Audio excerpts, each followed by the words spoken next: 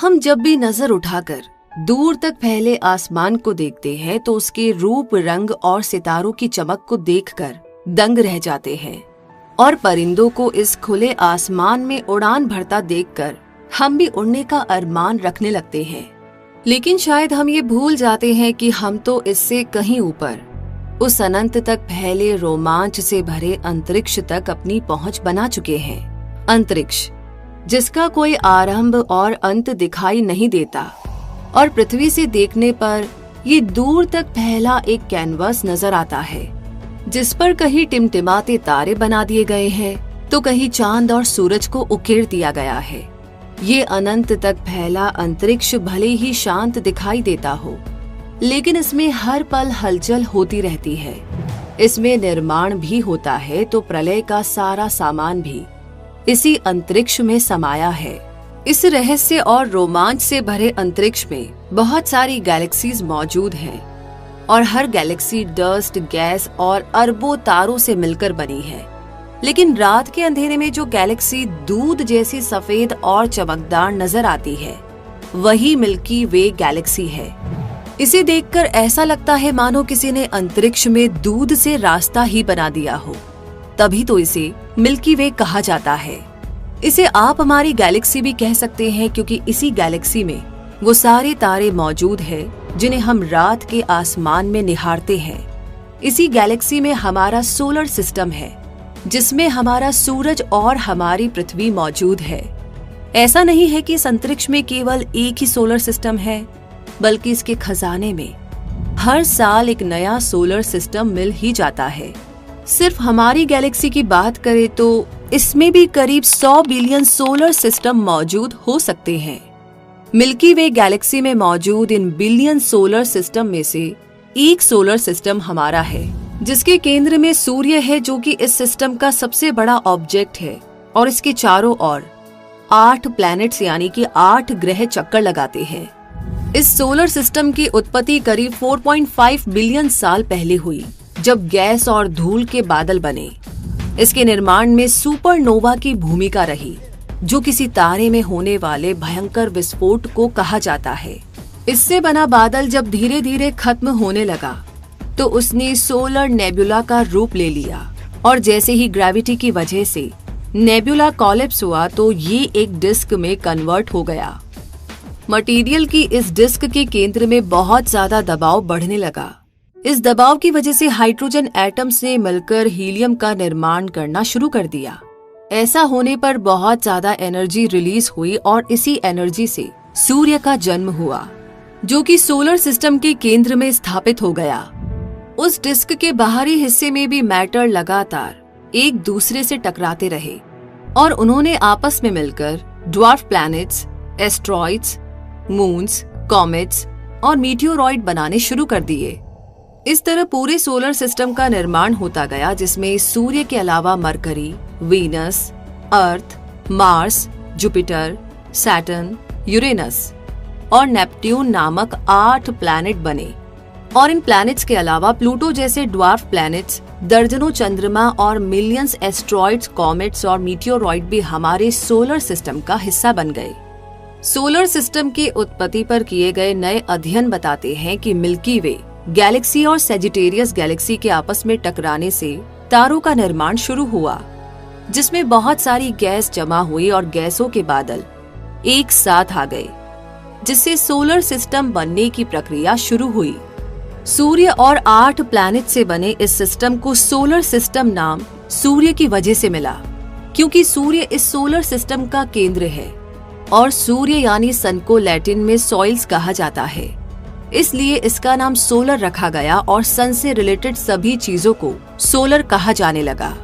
शायद आपको भी यही लगता हो कि सूर्य अपनी जगह पर स्थिर रहता है और अर्थ सहित सभी प्लैनेट्स इसके चक्कर लगाते हैं, लेकिन असल में सूर्य को भी चक्कर लगाना पड़ता है।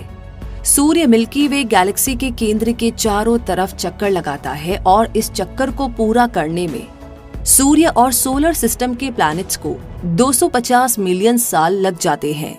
सोलर सिस्टम में मौजूद 8 प्लैनेट्स हमेशा से एक फिक्स ऑर्डर में ही रहते हैं, यानी मरकरी, फिर वीनस, फिर अर्थ। और इस तरह 8 प्लैनेट्स का ऑर्डर फिक्स है। तो क्या इसका भी कोई कारण है?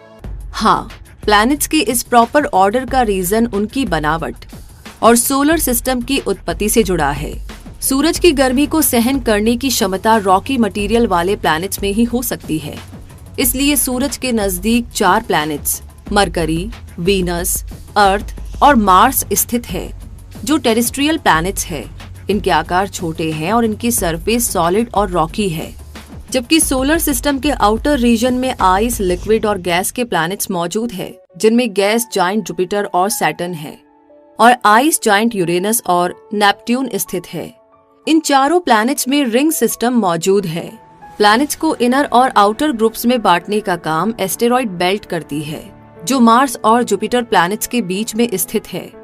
इन सभी प्लैनेट्स का साइज अलग अलग है। ऐसे में अगर साइज के बेस पर इन प्लैनेट्स का क्रम जाने तो सबसे बड़ा प्लैनेट जुपिटर है, फिर सैटर्न, फिर यूरेनस और नेपट्यून प्लैनेट, जिनके बाद 5वें नंबर पर अर्थ और उसके बाद वीनस, मार्स और मरकरी प्लैनेट्स आते हैं। साइज के बेस पर प्लैनेट्स का ये क्रम जान लेने के बाद अब बारी है हमारे सोलर सिस्टम के बारे में करीब से जानने की। इसीलिए सबसे पहले सूर्य से शुरुआत करते हैं। सोलर सिस्टम के केंद्र में सूर्य स्थित है, जो कि अंतरिक्ष के बाकी तारों की तरह ही एक तारा है। मिल्की वे गैलेक्सी में ऐसे 100 अरब तारे मौजूद हैं, लेकिन सूर्य उन सब में विशेष है, क्योंकि ये अर्थ प्लैनेट पर जीवन को संभव बनाता है। इसी के कारण अर्थ पर मौसम, ऋतुएं और जलवायु संभव होती है। ये गैस का गोला सूर्य अर्थ से देखने पर पीला दिखाई देता है, लेकिन असल में ये सफेद रंग का है और अर्थ के एटमॉस्फेयर की वजह से पीला दिखाई देता है। ये सूर्य कितना विशाल है, इसका अंदाजा इस बात से लगाया जा सकता है कि इसमें 1 मिलियन अर्थ समा सकती है। इसका डायमीटर अर्थ के डायमीटर से 109 गुना ज्यादा है और इसका प्रकाश भले ही 8 मिनट में अर्थ पर पहुंच जाता हो, लेकिन इसकी औसत दूरी अर्थ से 150 मिलियन किलोमीटर है, जो कि हम इंसानों के लिए इतनी ज्यादा है कि अगर अर्थ का सबसे तेज दौड़ने वाला इंसान भी सूर्य से अर्थ की ओर आए तो उसे लगभग 450 साल लग जाएंगे। पूरे सोलर सिस्टम के द्रव्यमान का 99.8% केवल इस सूर्य में समाया है और यही है जिसने अपनी ग्रेविटी के जरिए सभी प्लैनेट्स को अपने अपने ऑर्बिट्स में रोक रखा है। सूर्य हर सेकंड 600 मिलियन टन हाइड्रोजन को हीलियम में फ्यूज करता है और इसका कोर टेम्परेचर लगभग 27 मिलियन डिग्री फ़ारेनहाइट है, यानी कि 15 मिलियन डिग्री सेल्सियस। क्या आप इसकी गर्मी का अंदाजा लगा सकते हैं?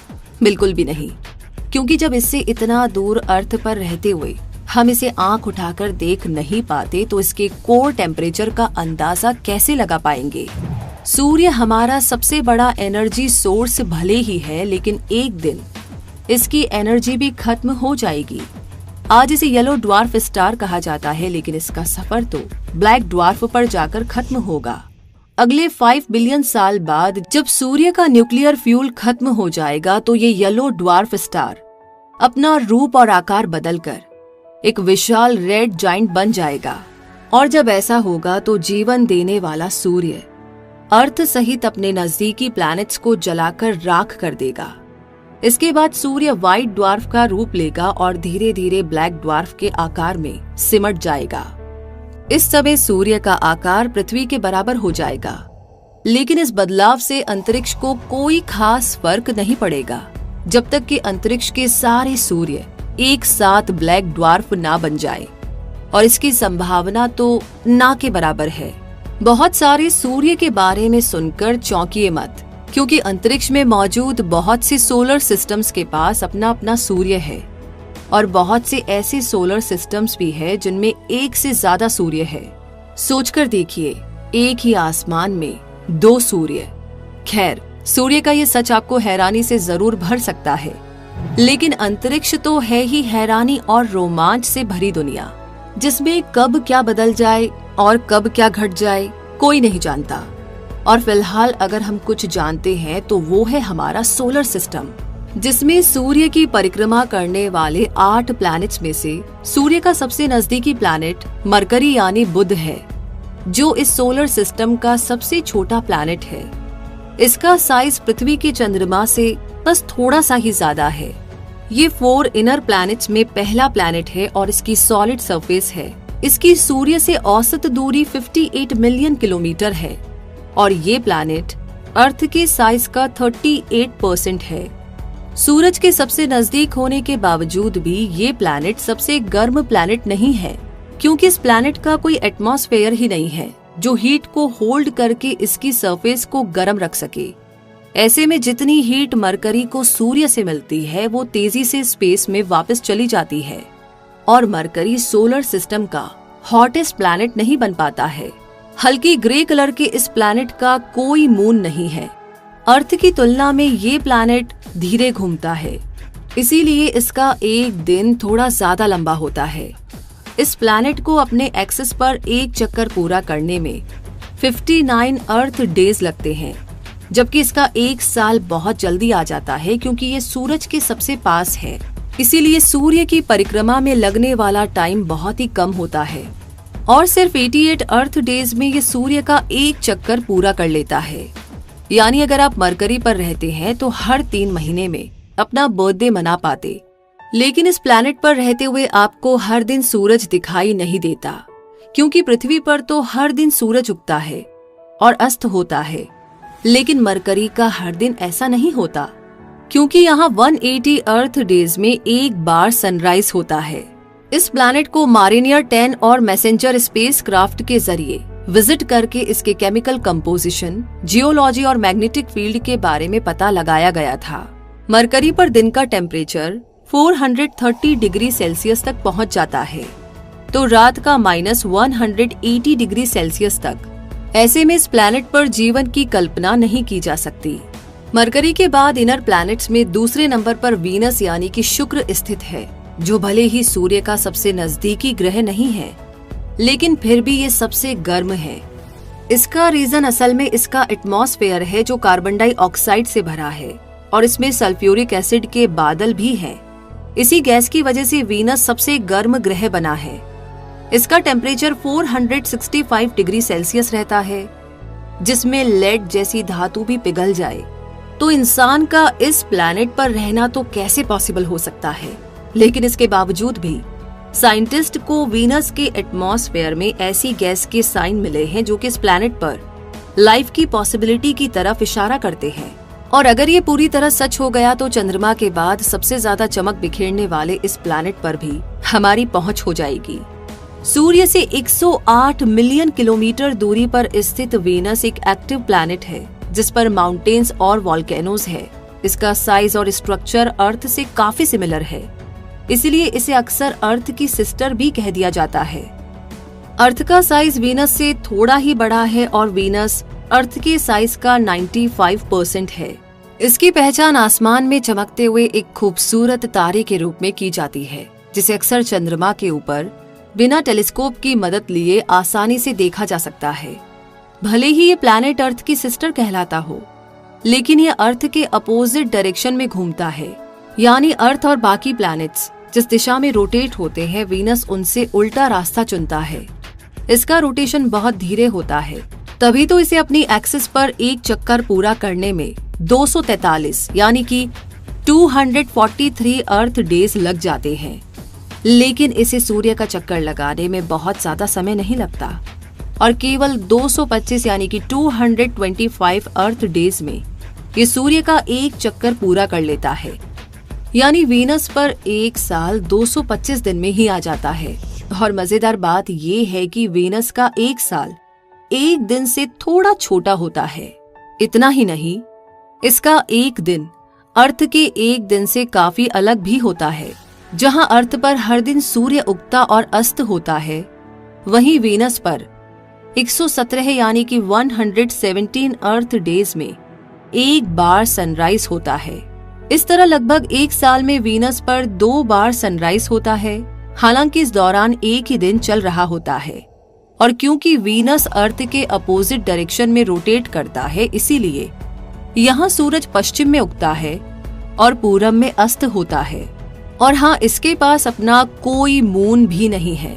इस प्लैनेट को करीब से जानने के लिए इस पर मैरिनर 2, पायनियर वीनस 1 और मैगेलन जैसे बहुत से स्पेसक्राफ्ट्स के जरिए विजिट किया गया, जिनसे इस हॉटेस्ट प्लैनेट के टेम्परेचर, मैग्नेटिक फील्ड्स और एटमॉस्फेरिक कॉम्पोजिशन का पता लगाने में मदद मिली। वीनस के बाद सोलर सिस्टम के इनर प्लैनेट्स में तीसरे नंबर पर आती है अर्थ, जिसे हम अपना घर कहते हैं। ये प्लैनेट बाकी प्लैनेट से स्पेशल है क्योंकि ये ओशन प्लैनेट है। इसके सरफेस का 70% यानी कि 70% पानी से घिरा हुआ है और इसके एटमॉस्फेयर ने इस प्लैनेट को इतना गर्म बनाए रखा है जिससे इस पर जीवन चलता रह सके। और फिर ये अकेला ही ऐसा प्लैनेट है जो लाइफ को सपोर्ट करता है। अर्थ टेरेस्ट्रियल प्लैनेट्स में सबसे बड़ा प्लैनेट है और ये सोलर सिस्टम का 5th लार्जेस्ट प्लैनेट है, जो 4 गैस जाइंट्स से तो छोटा है लेकिन मरकरी, मार्स और वीनस जैसे रॉकी प्लैनेट से बड़ा है। इस प्लैनेट पर एक दिन लगभग 24 घंटे का होता है क्योंकि अर्थ को अपने एक्सिस पर एक चक्कर पूरा करने में 23 घंटे और 56 मिनट का समय लगता है, जबकि सूर्य के चारों तरफ एक चक्कर पूरा करने में अर्थ को 365 दिन और 6 घंटे का समय लगता है और यही समय हमारा एक साल कहलाता है। सूर्य से इसका एवरेज डिस्टेंस 150 मिलियन किलोमीटर्स है। वैसे अर्थ का अपना एक मून है जिसे हम रात में देखा करते हैं। ये सोलर सिस्टम का 5वां सबसे बड़ा मून है और अर्थ का एकमात्र नेचुरल सैटेलाइट है। इस मून की उपस्थिति हमारे प्लैनेट को डगमगाने से रोकती है, यानी कि अर्थ प्लैनेट को स्टेबल बनाए रखती है और यहाँ के क्लाइमेट को भी। अर्थ पर आने वाले ओशन टाइड्स का मेन रीजन भी इसी मून की ग्रेविटेशनल फोर्स है। अर्थ के बाद इनर प्लैनेट्स का आखिरी और चौथा प्लैनेट मार्स यानी मंगल है, जो रेड प्लैनेट भी कहलाता है क्योंकि इसका रंग लाल है, जिसे देखकर लगता है कि ये प्लैनेट तो बहुत गर्म होगा, लेकिन असल में ये एक ठंडा रेगिस्तान है और इसका लाल रंग इसकी सरफेस पर मौजूद रस्टी आयरन की वजह से है। सूर्य से इसकी दूरी 228 यानी कि 228 मिलियन किलोमीटर है।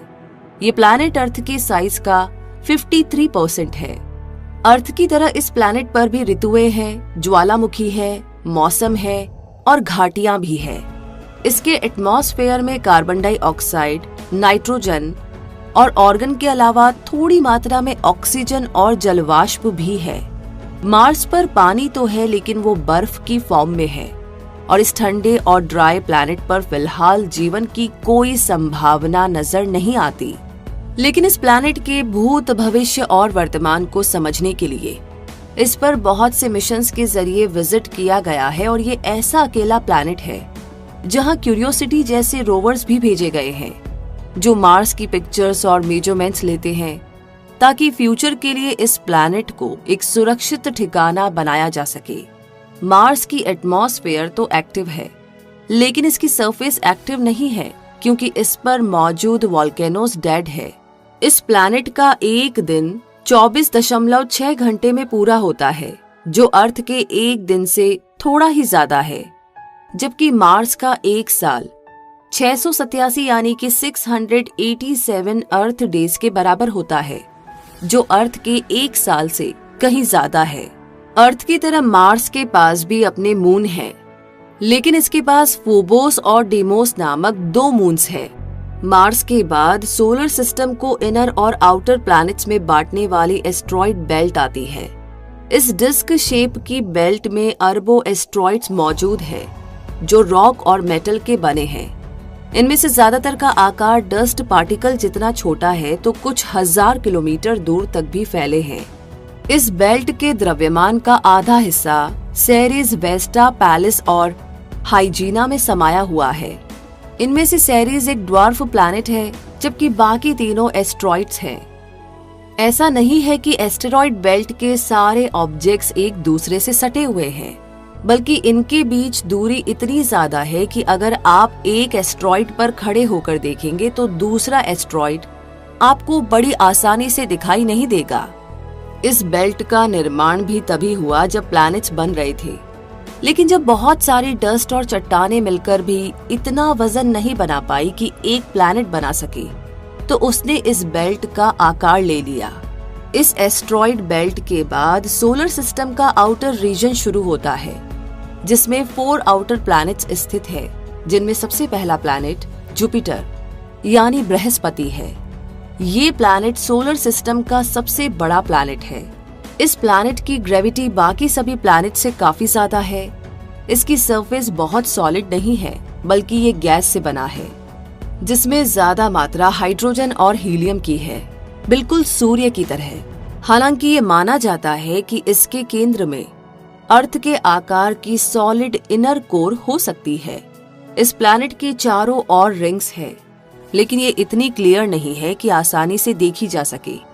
ये प्लैनेट लाल, भूरे, पीले और सफेद घने बादलों से घिरा रहता है, जो अमोनिया और पानी के बने हैं और हाइड्रोजन और हीलियम के एटमॉस्फेयर में तैरते रहते हैं। इनकी वजह से ऐसा लगता है जैसे इस प्लैनेट पर धारियां हैं। इस प्लैनेट पर सोलर सिस्टम का सबसे बड़ा ओशन है, जो लिक्विड हाइड्रोजन से बना है। सूर्य से इसकी औसत दूरी 778 यानी 778 मिलियन किलोमीटर है और ये प्लैनेट अर्थ के आकार का 1120% है। यानी अगर अर्थ को एक अंगूर की साइज का माने तो जुपिटर एक बास्केटबॉल जैसा दिखाई देगा। जुपिटर पर एक दिन 10 घंटे का होता है तो एक साल 11.8 अर्थ ईयर्स के बराबर होता है। इस प्लैनेट पर एक ग्रेट रेड स्पॉट भी मौजूद है, जो असल में बहुत बड़ा तूफान है, अर्थ से भी बड़ा, और सैकड़ों सालों से ये तूफान इस प्लैनेट पर चल रहा है। इस प्लैनेट के पास 79 मून्स है, जिनमें सबसे बड़ा गैनीमेड है, जो कि सोलर सिस्टम में मौजूद 200 से भी ज्यादा मून्स में से लार्जेस्ट मून है, जिसका साइज मरकरी प्लैनेट से भी काफी बड़ा है। और ये अकेला ऐसा मून है जिसके पास अपना खुद का मैग्नेटिक फील्ड है। इस प्लैनेट का टेम्परेचर, प्रेशर कंडीशंस लाइफ को सपोर्ट नहीं करती है, लेकिन इसके मून यूरोपा पर मिलने वाला ओशन लाइफ की पॉसिबिलिटीज दिखाता है। इस प्लैनेट पर भी बहुत से स्पेसक्राफ्ट्स, ऑर्बिटर्स और प्रॉब्स भेजे हैं, जैसे पायनियर 10, व्योजार 1, कैसीनी, न्यू होरिजन्स और जूनो। तभी तो इस प्लैनेट के surface, temperature, great red spot और मैग्नेटिक फील्ड जैसी बहुत सी इंपॉर्टेंट जानकारियों के जरिए इस प्लैनेट के बारे में ज्यादा से ज्यादा जानने में मदद मिल सकी। जुपिटर के बाद बारी आती है सैटर्न यानी शनि की, जो आउटर प्लैनेट्स में दूसरे नंबर पर आता है और सोलर सिस्टम का सेकंड लार्जेस्ट प्लैनेट भी है। लेकिन फिर भी अगर इसे एक बड़े पूल में रखा जा सके तो ये उसमें डूबने की बजाय तैरने लगेगा, क्योंकि गैस से बने इस प्लैनेट का घनत्व पानी से कम होता है, जिसकी वजह से ये पानी से हल्का होता है और आसानी से पानी पर तैर सकता है। ये प्लैनेट अपनी खूबसूरत 7 रिंग्स की वजह से खास पहचान रखता है। ये रिंग्स बर्फ और चट्टानों से बनी है। जब गैलीलियो गैलीली ने टेलीस्कोप से सैटर्न को देखा तो उन्हें लगा जैसे वो कोई ऐसा प्लैनेट देख रहे हैं जिसके हैंडल्स भी है, लेकिन असल में वो इस प्लैनेट की रिंग्स है। आप जैसे पृथ्वी पर खड़े हो पाते हैं, वैसे सैटर्न पर खड़े नहीं हो सकते, क्योंकि इसकी सरफेस सॉलिड नहीं है, बल्कि ये गैस से बना है और ये हाइड्रोजन और हीलियम गैस से बनी एक बॉल जैसा है। सूर्य से इसका एवरेज डिस्टेंस 1.4 बिलियन किलोमीटर है और ये अर्थ की साइज का 945% है। इस प्लैनेट पर एक दिन केवल 10.7 घंटों में पूरा हो जाता है, जबकि एक साल 29 यानी 29 अर्थ ईयर्स के बराबर होता है। इस खूबसूरत प्लैनेट के पास 82 यानी कि 82 मून्स है। इनमें से 53 मून्स अपनी पहचान पा चुके हैं, जबकि अभी ऐसे 29 मून्स बाकी है जिनके बारे में ज्यादा जानने की जरूरत है। सैटर्न के इन मून्स में से सबसे बड़ा है टाइटन, जो कि मरकरी से थोड़ा सा बड़ा है और सोलर सिस्टम का सेकंड लार्जेस्ट मून है। ये अर्थ के बाद ऐसा प्लेस है जहां पर नदियां, झीलें और समुद्र हैं। इस प्लैनेट पर पायनियर 11, कैसीनी, व्योजर 1 और व्योजर 2 रोबोटिक स्पेसक्राफ्ट के जरिए विजिट भी किया गया है। हालांकि सैटर्न पर लाइफ की पॉसिबिलिटीज नजर नहीं आती है, लेकिन इसके एनसेलेडस और टाइटन मून्स लाइफ को जरूर सपोर्ट कर सकते हैं। सैटर्न के बाद बारी आती है यूरेनस यानी अरुण की, जो कि आउटर प्लैनेट्स में तीसरा प्लैनेट है। और तीसरा सबसे बड़ा प्लैनेट भी यही है। यूरेनस ही वो पहला प्लैनेट था जिसे टेलीस्कोप के जरिए डिस्कवर किया गया, क्योंकि बाकी के 5 प्लैनेट्स यानी कि मरकरी, वीनस, मार्स, जुपिटर और सैटर्न तो बिना टेलीस्कोप के भी आसानी से विजिबल थे। यूरेनस एक छोटे चट्टानी केंद्र के ऊपर पानी, मीथेन और अमोनिया से बना है। जुपिटर और सैटर्न की तरह इसका एटमॉस्फेयर भी हाइड्रोजन और हीलियम से बना है, लेकिन इसमें मीथेन भी शामिल है, जिसकी वजह से इस प्लैनेट का रंग नीला दिखाई देता है।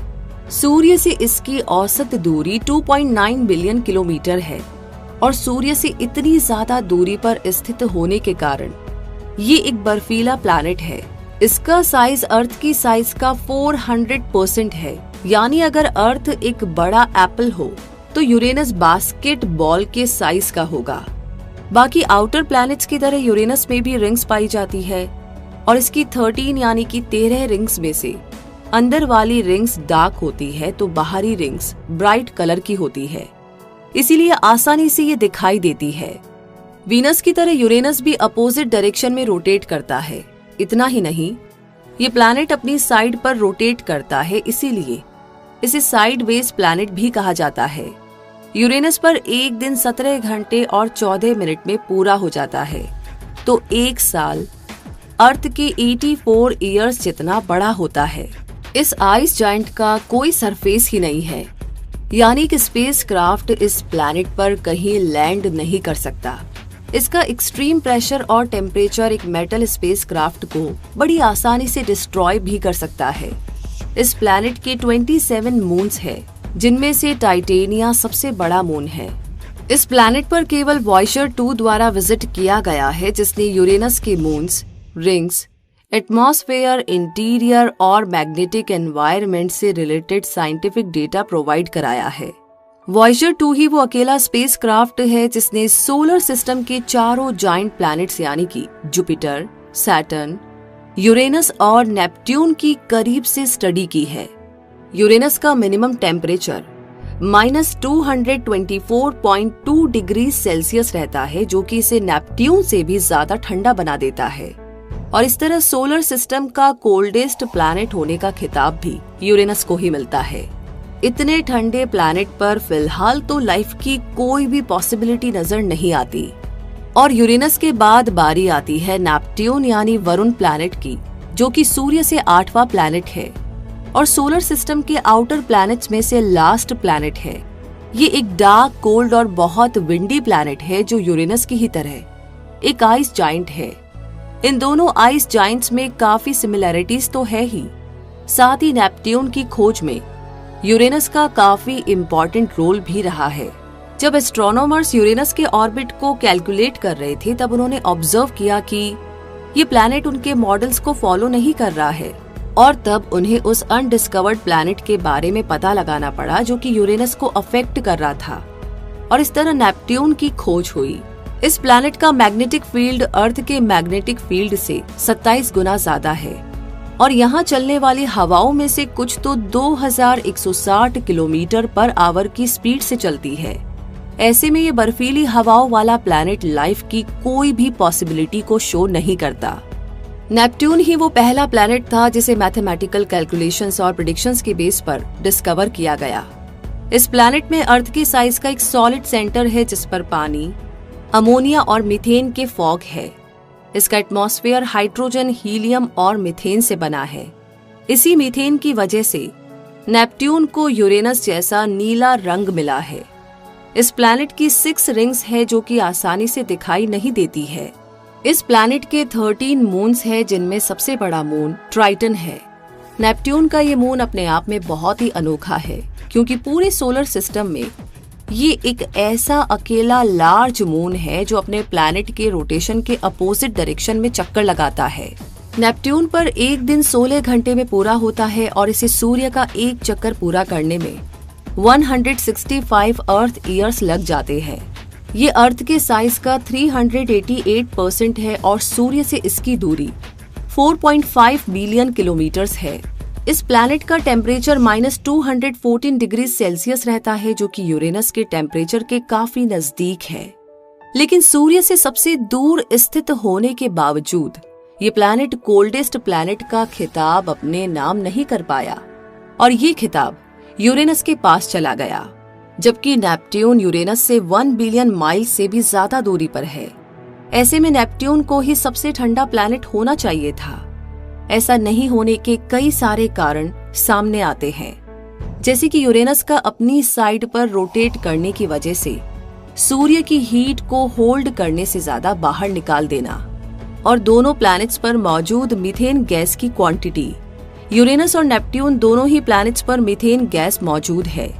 ये गैस हीट को बहुत अच्छे से होल्ड करती है, लेकिन नेपट्यून के एटमॉस्फेयर में मीथेन गैस की मात्रा यूरेनस के कंपैरिजन में थोड़ी ज्यादा है। इसीलिए ये प्लैनेट यूरेनस की तुलना में ज्यादा हीट अपने अंदर होल्ड रख पाता है, जिसकी वजह से ये यूरेनस जितना ठंडा नहीं रह पाता।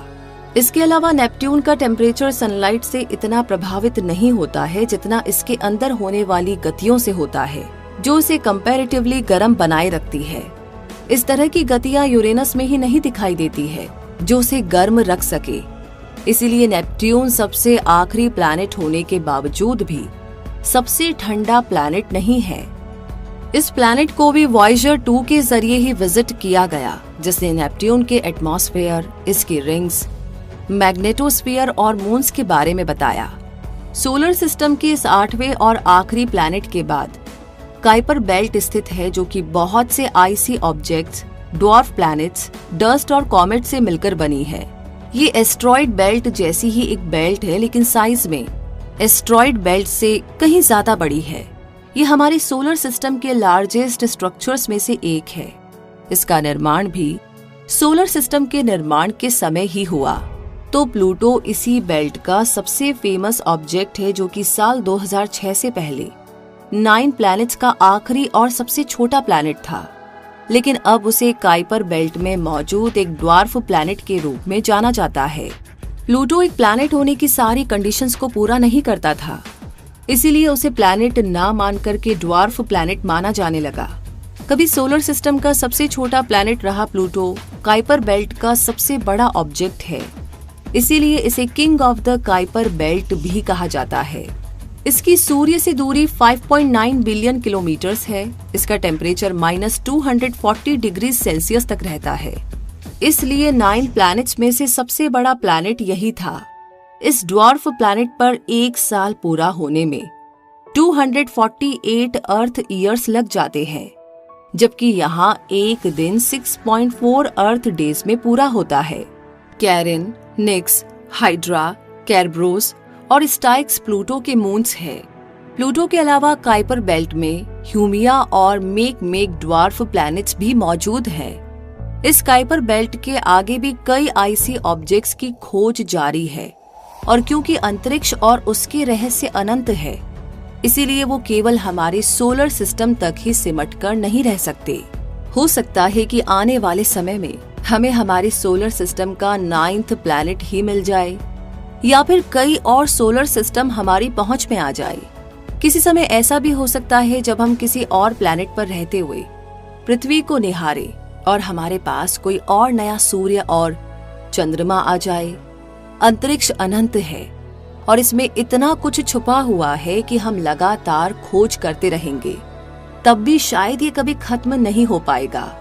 और इस तरह हमारी खोजें और अंतरिक्ष के रहस्य यूं ही साथ साथ चलते रहेंगे। लेकिन फिलहाल इस वीडियो में साथ चलने का सफर यही खत्म होता है।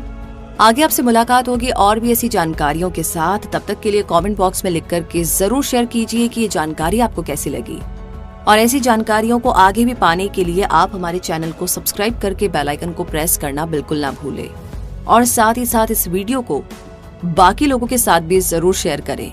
तो मुलाकात होगी ऐसी ही जानकारियों के साथ बहुत जल्दी ही। तब तक के लिए धन्यवाद।